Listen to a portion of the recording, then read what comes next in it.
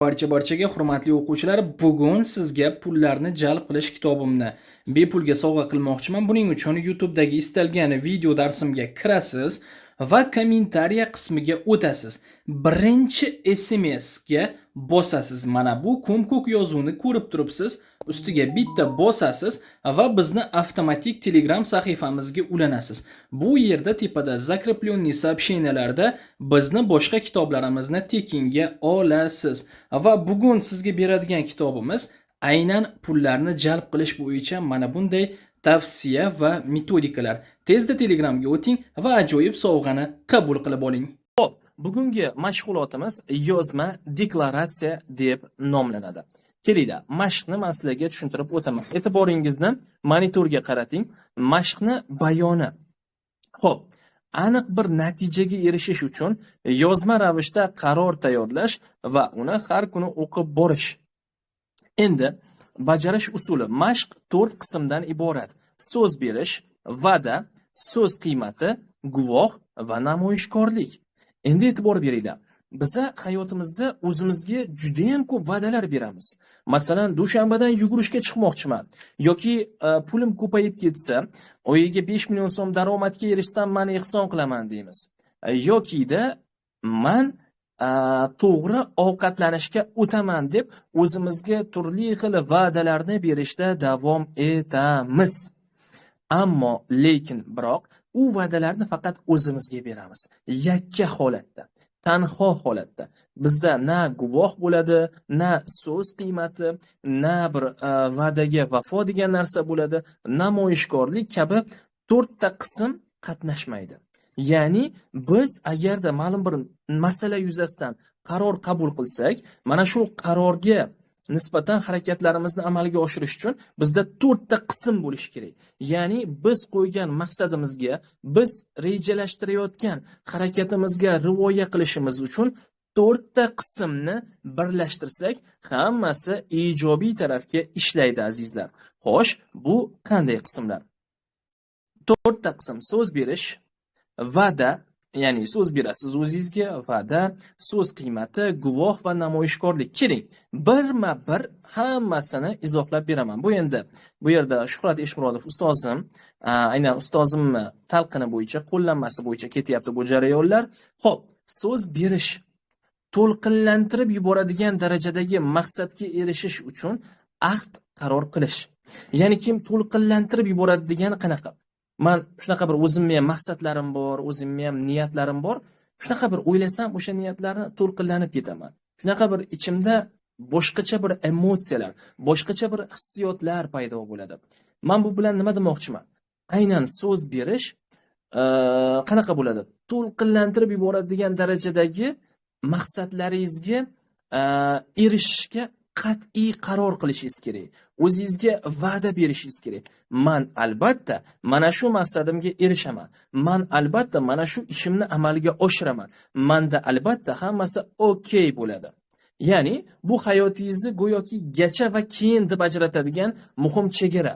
Gacha va keyin degani, masalan deylik, maqsadga erishguncha va maqsadga erishgandan keyin deb ajratadigan bir misol. Masalan, siz maqsadga erishguncha o'zingizga va'da beryapsiz, mana ilm olyapsiz. Bu gacha qismi. Maqsadga erishgandan keyin degan muhim bir qismi ham bor. Endi e'tibor bering, mana shu narsani birgalikda tahlil qilib o'tamiz. Masalan, bu yerda ustozimiz maqsad qo'yib bizga ko'rsatib bergan. Men Shuhrat Eshmurodov 0101, ya'ni 1-yanvar sanasidan 2018-yilgacha o'zimning $1 million ishlab topishga ahd qilaman. Qarang, maqsadni, ustozimizni qo'yayotgan maqsadi $1 million ishlab topishga ahd qilaman deb maqsad qo'yyapti, qaror qabul qilyapti. Endi so'z qiymati. Agar siz bu ahdingizni bajarmasangiz, kimgadir berishni va'da qilgan biror buyum yoki ma'lum miqdordagi puldir. Ya'ni kim, masalan deylik, siz so'z qiymati deganda, mana shu agarda $1 million topish uchun harakat qilmasangiz, qaror qabul qilib, mana shu maqsad sari intilmasangiz, ahdingizni, ya'ni bajarmasangiz, ahdni bajarmaslik degani nima degani? Harakat qilmaslik, amaliyot qilmaslik, o'z ustida ishlamaslik, shunchaki ana e'lon qilib qo'yish, men birinchi $1 million topishga ahd qilaman deb. Lekin harakat qilib, va'dani bajarmasangiz, bu yerda nima qilishingiz kerak? Biror siz uchun qadrli bo'lgan buyumni yoki ma'lum miqdordagi pulni kimgadir berishingiz kerak bo'ladi. Bu so'z qiymati.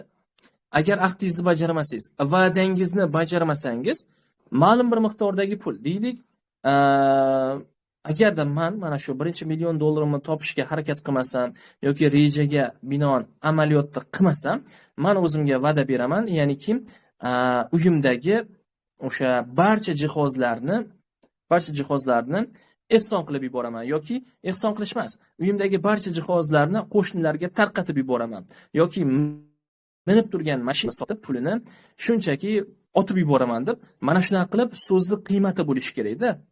Ya'ni mana shu so'z qiymati bo'lsagina sizni ongingiz, sizni rejangiz, sizni qaroringiz qat'iy, ya'ni aniq ekanligini tushunadi.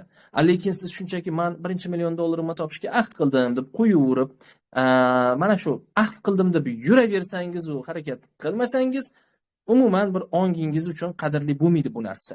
Ya'ni ong uchun qachon qadrli bo'ladi? O'zingizni ham bir sergak tortishga jalb qiladi. Agarda mana shu ahdingizni bajarmasangiz, biron bir buyumni yoki ma'lum bir miqdordagi pulni boshqalarga berishni o'ylasangiz bo'ldi. O'shani o'zida rejaga boshqacha nigoh bilan qaraysiz. Xo'p, guvoh kim bo'lishi mumkin? Guvoh bu inson. Ya'ni siz o'z ahdingiz, deklaratsiyangiz tagiga o'z imzoyingizni qo'yasiz. Masalan, o'zingizni imzoyingizni qo'yasiz.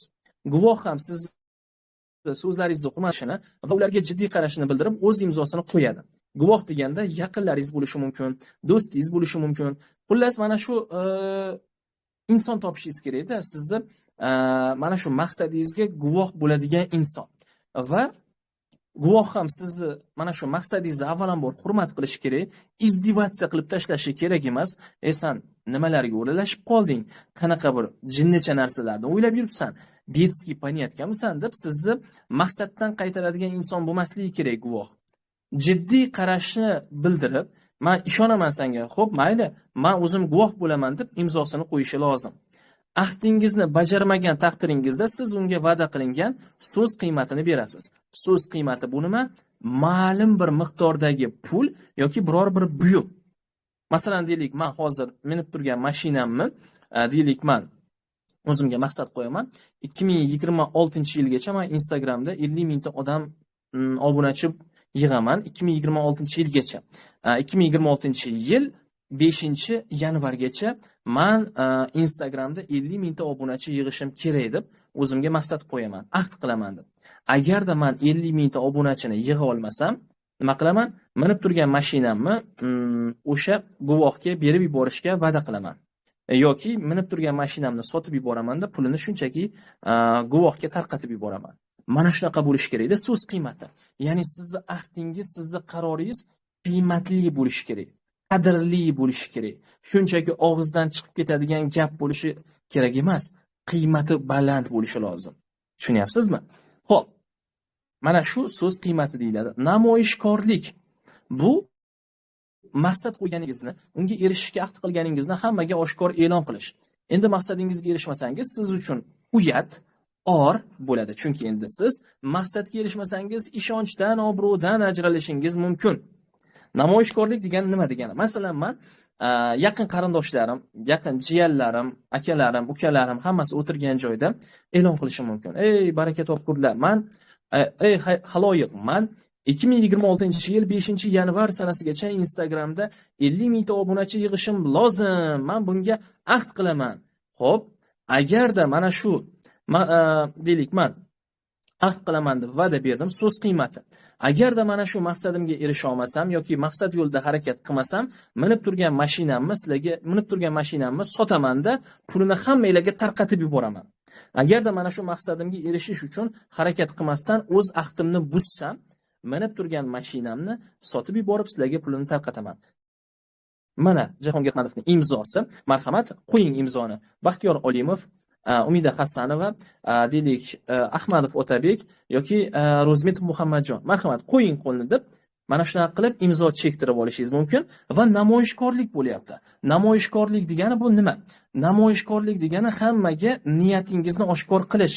Endi sizning maqsadingizni, niyatingizni yaqinlaringiz bildi, do'stlaringiz bildi, qarindoshlaringiz bildi. Agarda siz bu maqsad uchun harakat qilmasangiz, erishmasangiz, siz uchun uyat, or. Va nima qilasiz? Ongingizda shunaqa bir fikrlar paydo bo'ladiki, ideyalar chiqib, g'oyalar kelib, o'sha ahdingizni, maqsadingizni amalga oshirish uchun harakat qilasiz. Aynan masalan deylik, rejalar tuzasiz. Uxlab yotgan joyingizda ham o'ylanib o'tirasiz. Kimdir kechqurun uxlab yotsa, "Voy, hozir qornim ochib qoldi, nima yesam ekan? Fast foodmi, lavashmi yoki KFCmi yoki Fidapdan ovqatlansammikan?" deb turgan paytda siz ovqatni pishirib yeymanmi hozir, maqsadimga erishishim kerak, bo'lmasa hozir mashinasiz qolib ketaman deb o'ylaysizda, men mana shu deylik Instagramda odam yig'ish uchun target yoqishim kerak. Videolarni muntazam qo'yishim kerak. Sun'iy intellekt yordamida obloshka yasashim kerak yoki dizayner topishim kerak yoki mana bu ishlarni qilishim kerak demay, kunlikka bo'lib chiqaman vazifalarni, har kuni 1% dan yaxshilanib boraman, ha bo'ldi, topdim deb rejalar tuzasiz. Agar o'ylanib o'tirasizda, agar bu maqsadimga erishmasam, men hammaga oshkor qilib bo'ldim-ku. Hamma endi biladi-ku meni maqsadimni. Maqtanma xo'roz, umuman hunaring oz ekan deb mani ustimdan ma'lumot qilishadi, uyat bo'ladi-ya, turish kerak, harakat qilish kerak deb ertalab 9-10 gacha o'qiydigan odam nima qiladi? O'rnidan turadida 6 ta turib olib, rejalarni shunaqa tuzib, Allohdan zikrlar orqali, duolar orqali niyatiga erishishini so'rab, "Ey Allohim, sharmanda qilma" deb harakat qilishni boshlaydi. Mana maqsadga erishishning yana formulasi. Yozma deklaratsiya. Yozma deklaratsiya degani bu biznes plan. Bu hayotiy plan desak ham bo'ladi. Sizda hayotiy qadamlaringizni rejasi, siz rejalaringizni bo'lishyapsiz. Agarda mana shu rejalarga erishmasangiz, siz uchun birinchidan va'dani bajarmaslik bo'ladi. Va'dani bajarmasangiz, buni badali og'ir bo'ladi. Agarda harakat qilmasangiz, hamma ustingizdan kuladi. So'z qiymati degan joyiga agarda maqsadga erishish uchun harakat qilmasanglar yoki intilmasanglar, ko'proq yo'qotishni qo'rqadigan narsangizni qo'ying. Masalan deylik, mashinangiz bo'lsa, mashinani qo'ying yoki qanaqadir bir o'sha uyingizdagi biron bir buyum. Siz shu buyum siz uchun juda qadrli, yo'qotishdan qo'rqasiz. Haligi kino bor edi-yu, Qo'chqor akani Koptogi degan. U Koptogini yo'qotishdan qo'rqadi, chunki uning uchun Koptog qadrli bo'lganda, xuddi shunaqa bo'lish kerak sizlarda ham. Yo'qotadigan narsangiz shunaqa bir og'riqli bo'lish kerak, maqsad uchun harakat qila olasiz o'shanda. Mana shu yozma deklaratsiya deyiladi. Endi mashqni bajarishdan olinadigan foydalar o'rtoqlar. Barcha ko'priklar yopilgan, orqaga umuman yo'l yo'q shaklida vaziyat yuzaga kelib, har qanday qiymat bilan bo'lsa ham maqsadingizga erishish uchun sharoit hosil bo'ladi. Siz men klaviaturani ko'prik deb ko'rsataman. Mana shu uzun ko'prikdan yurib boryapsiz, nariga yoqqa o'tdingiz, maqsadingiz o'zingiz uchun kashf etilmagan yangi olam, yangi niyatlar uchun qadam tashlab mana shu maqsadga erishish. Endi orqaga qaytaman desangiz, ko'prik yonib ketgan. Bu ko'prik yo'q. Orqada umuman yo'l yo'q. Mana bu o'rtalik esa jar. Jarga qo'laysiz yoki oldinga borasiz. Umuman sizda yo'l yo'q orqaga qaytishga. Mana shunaqa ruhiyat paydo bo'ladi sizda. Mana shunday ruhiyatda maqsadingizga erishish sharoitini hosil qilishni boshlaysiz. Mashqda siz g'oliblik ruhiyatini shakllantirasiz o'rtoqlar. Aynan mana shu yozma deklaratsiya amaliyoti g'oliblik ruhiyatini shakllantirish uchun sizlarga berilyapti. Agarda mana shu narsaga rivoya qilgan holatda o'z ustingizda ishlashni davom ettiradigan, o'z ustingizda ishlaydigan bo'lsangiz, Xudo xolasa hammasi ajoyib bo'ladi. Nima dedinglar? Xo'p, birinchi mashqimiz tushunarlimi bugungi dars yuzasidan? Agar savolingiz bo'lsa, oldindan savolni tayyorlab qo'yinglar. Men javob beraman. Hammaga tushunarli bo'lsa, marhamat. Agar